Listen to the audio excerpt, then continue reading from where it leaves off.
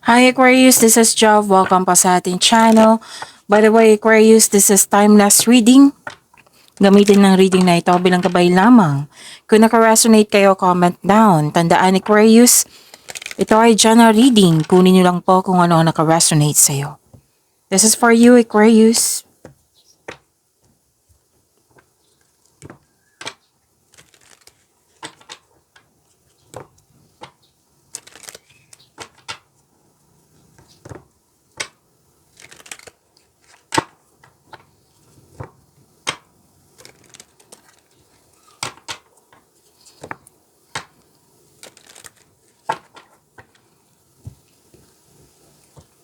Para po ito sa iyo Aquarius.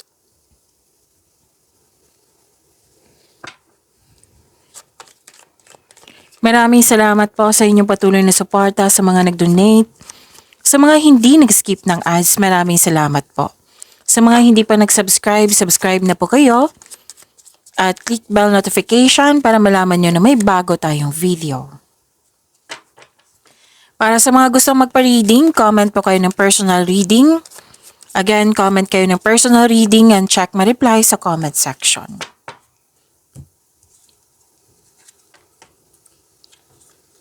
Aquarius.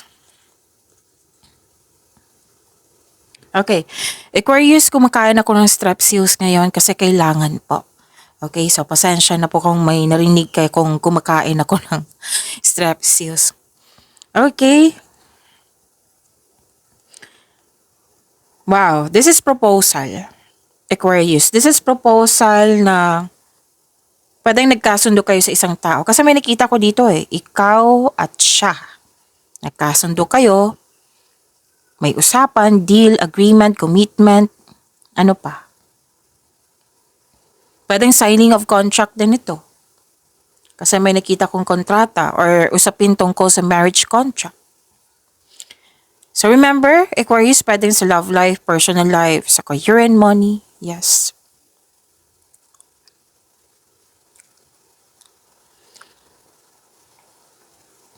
Nakikita ko dito na pwedeng bagong pasok sa relasyon. Pwedeng bagong pasok sa business partnership. Pwedeng literal na proposal to sa love life, engagement, kasal, ikakasal. Basta po kayong dalawa nag-uusap. Okay? Or pinag-usapan nyo yung about this deal, about this kasunduan. Pwedeng involve ka sa dalawang tao. Okay?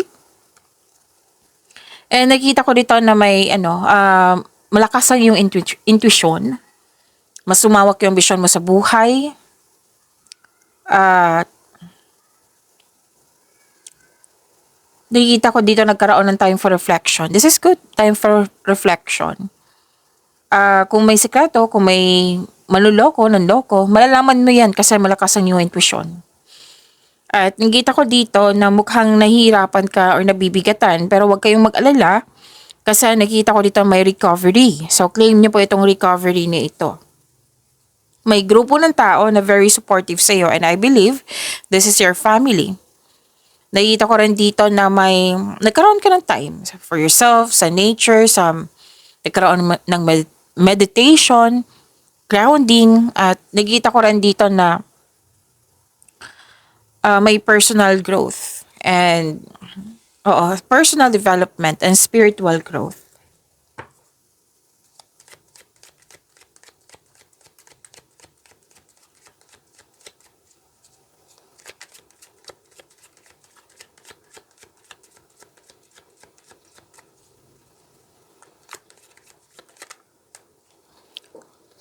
This is about your energy, Aquarius.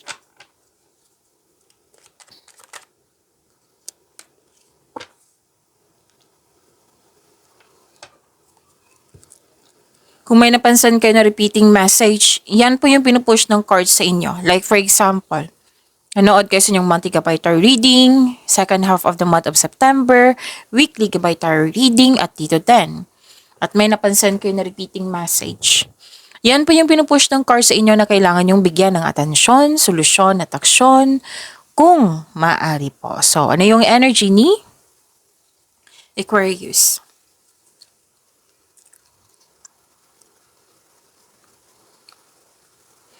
Nakikita ko dito na may mensahe na parating at pwedeng excited ka. Yes, excitement. Yan yung nakikita ko. This is your energy ha.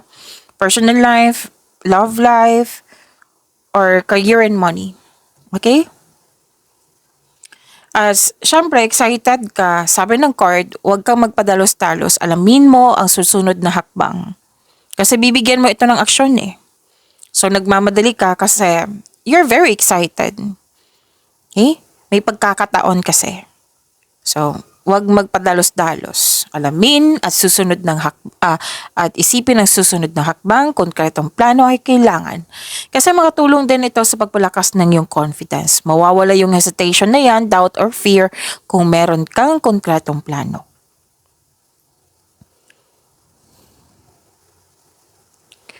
Pwede din may in-offer sa iyo, Aquarius, na excited ka, na kailangan mo siyang hintayin. Okay, pero huwag kayong mag-alala kasi nakikita ko naman dito na darating po ito.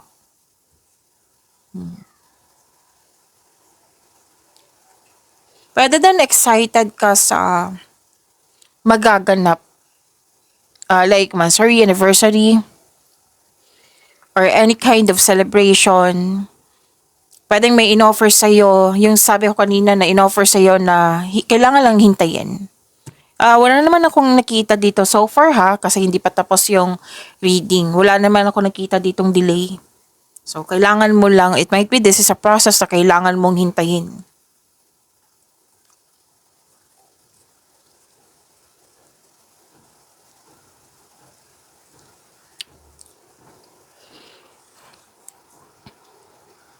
Awakening, acceptance, may nakita ko dito, Aquarius, na may na-realize ka, self-assessment. And kung sa astrology to, this is transformation, this is ending with new beginning, this is, nang dahil sa new beginning na ito, nang dahil sa mga ending with new beginning na ito, magkakaroon ka ng power. You're very confident. Yes. At so may parating na paghahatol po or pagbubunyag at may magsasorry sa iyo. Pwedeng ikaw to, pwedeng siya.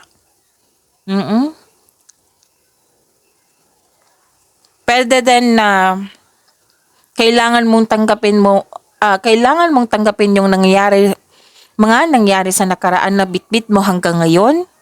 I-release mo para mas maging magaan yung new beginning. Kasi nga may sinabi ako kanina, ending with new beginning. Para ma-enjoy mo yung next phase sa iyong buhay. So, kailangan ng pag-release nito. Kailangan din ng forgiveness. Surrender, accept, release, and forgive. Kung sa tao ito, pwedeng sa tao to, sitwasyon, or sa iyong sarili. Kung sa tao ito, sabi ng iyong card, na accept your mistakes as well sa person na ito. So, you can successfully let the past go. Maaari din, parati itong lumalabas sa inyo, Aquarius, na may tao na nagkaroon kayo ng loss of connection, na babalik po siya, balak pa po ito ha, babalik po siya para humingi ng tawad at mag-put ng closure. So, sabi ng card, piliin niyo po yung forgiveness in order to move forward. Pwedeng ikaw to, pwedeng siya. Kung hindi ikaw to, posibleng may tao talaga na malapit to sa'yo, nagkaroon ka ng loss of connection. Balak pa po ito. Kung sino man yung naisip mo ngayon, pwedeng ipag-pray mo na sana matuloy na yung balak niya. Para magkaroon na ng forgiveness na mas maging magaan na in order to move forward. And pwedeng sobra kang naapektuhan sa nakaraan na bitbit mo hanggang ngayon sa present. Na ang siyang dahilan na nahihirapan ka sa pag-move forward. Okay? Na naapektuhan yung present mo nang dahil sa mga nangyari sa nakaraan. So, sabi ng card, i-release mo to at mag-move forward kayo sa pagbabago. Kasi nga, di ba, sinabi kanina, new beginning. Move forward into new, more successful period. Acknowledge for your success is coming. Yes, may success po dito. Parating na po or dumating na. Lalo na sa inyong kaperahan, no? May financial growth dito. Okay?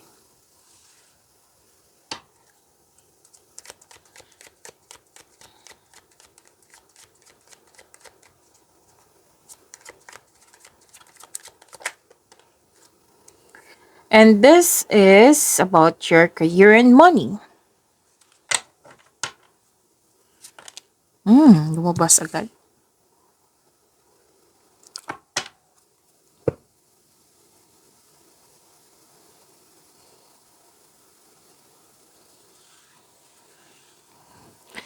May natapos kang, wow, ang ganda. Okay. May natapos kang mga ginagawa dyan. Like for example, project to. Basta sobrang saya mo. Satisfied ka sa naabot mong completion. Fulfillment. Ito yung naramdaman ko kanina. May ginawa ako na talagang na-fulfill ko talaga. And very satisfied talaga ako. And yun, sobrang saya mo, satisfied ka sa naabot mong completion.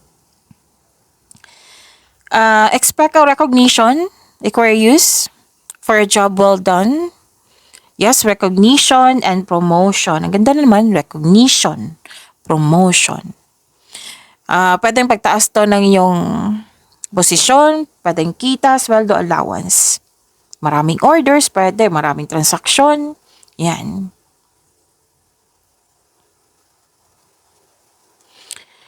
So, following intuition and honoring your ideas, it will lead you to increased prosperity and abundance. Ang ganda.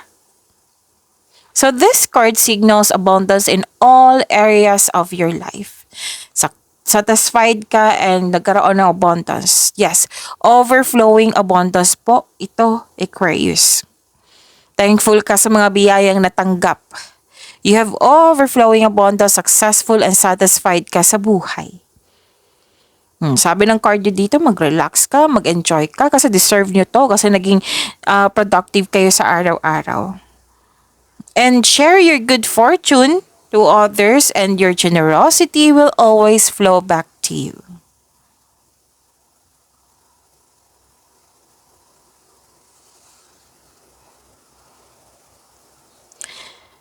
Okay.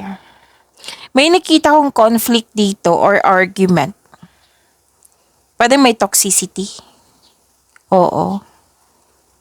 May nakita kong toxicity dito. Pero sabi ng card dito, i-address mo yung hurt feelings mo or improve communication. Pero kung hindi talaga kaya, like nabibigay ito ng stress sa'yo, no. Okay. Pwedeng umiwas. Umiwas po. Okay, umiwas and makinig kayo sa inyong intuition kasi it will guide you away from toxic person or toxic place. So, releasing din to. Kailangan i-release, kung pwede umiwas, kung kaya mo, then kausapin mo. Improve communication, of course. Okay? Sabi ng card nyo dito, itong toxicity na ito, dito mo makilala yung sarili mo kung paano ka mag-respond sa ganito. Pwedeng toxic person or toxic place ito. Okay? At I think makakapag-decide ka kung ano yung dapat gawin. Pwede pa umiwas. Okay?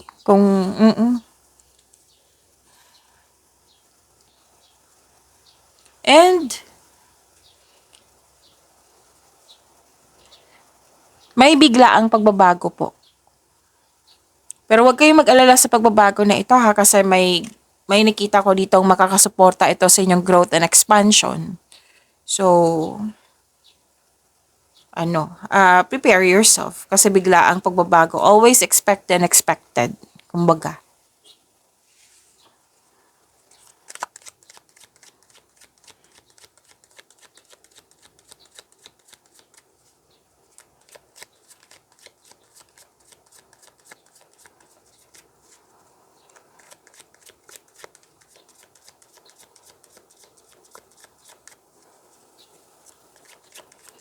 Love life, self-love, partnership, and romance ni Aquarius.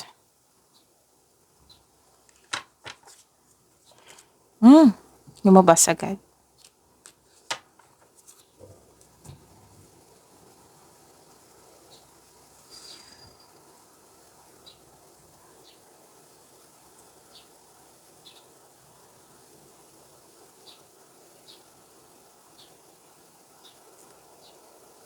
May aggressive na tao dito, oh. Pwedeng ikaw to kasi air signs po ito. Gemini, Libra, and Aquarius. Basta may may aggressive na tao dito. Pwedeng siya, pwedeng ikaw to. Oo, marami akong nakikita dito eh. Pwedeng sobrang pangka, pwedeng may gusto kang kunin, makulit, or sobrang malakas ang energy, very confident,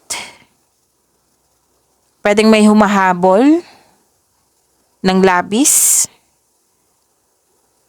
Oo, may nakita kong ganyan. Sa mga single, pwedeng, yun po, may parating sa'yo na, yung sinasabi ko kanina na very aggressive, pwedeng gusto niya makuha yung gusto niya. Pwede. Oo. And, sabi ng card, na kilalanin mo ng mabuti. Makinig kayo sa inyong intuition, kilalanin mo ng mabuti. Hindi, so far hindi naman sinabi dito kung masama siya or may masamang intensyon. Wala naman po eh. Pero sabi ng card, huwag magbadali. Pwede kasi itong nagmamadali kayo para pumasok sa relasyon. Pwede kasi may nakita ko ditong bagong relasyon. Sabi ng card, kilalanin mo ng mabuti. Kung may sinasabi siya sa'yo, it might be this is offer, alamin mo ng mabuti. Okay? And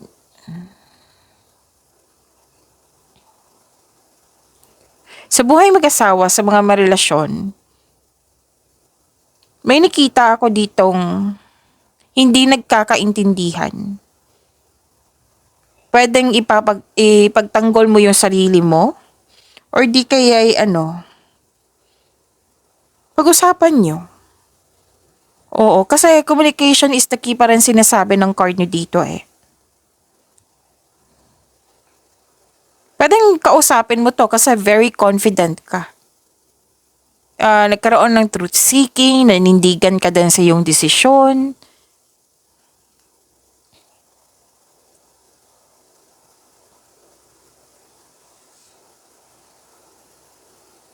Yung sabi ko kanina sa inyo na may bagong relasyon, yes. Bagong maliligaw, bagong naligaw, bagong relasyon. Opo. Kaya nga may remind ang card nyo dito na enjoy nyo po yung getting to know each others nyo.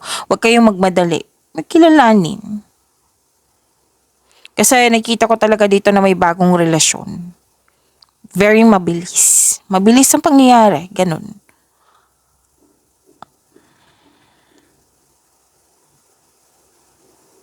Sa mga relasyon sa buhay mag-asawa, the couple is divinely guided. Oo. Oh, this is good kasi may healthy communication dito. Yes. May celebration nga May nakita ko celebration dito. May nagkakaunawaan kayong dalawa, nagkakaunawaan, nagkasundo, may pwede din usapan talaga, promises yan. May promises ako nakikita dito.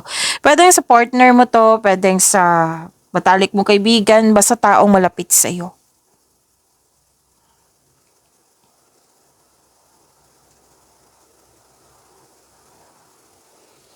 Nakikita ko rin dito na nagkaroon po ng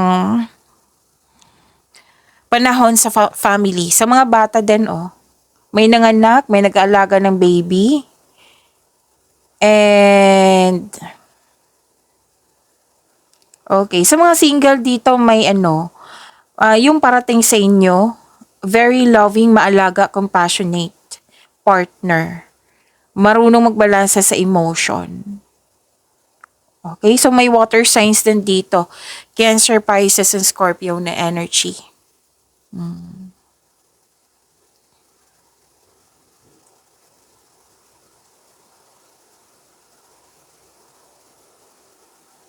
Maaring ma-meet mo siya via travel or sa activities or sa true friends.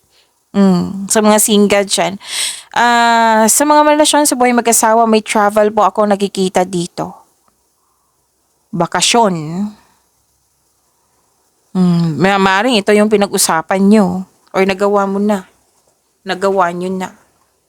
May gathering dito, group of people. Togetherness, nag-uusap.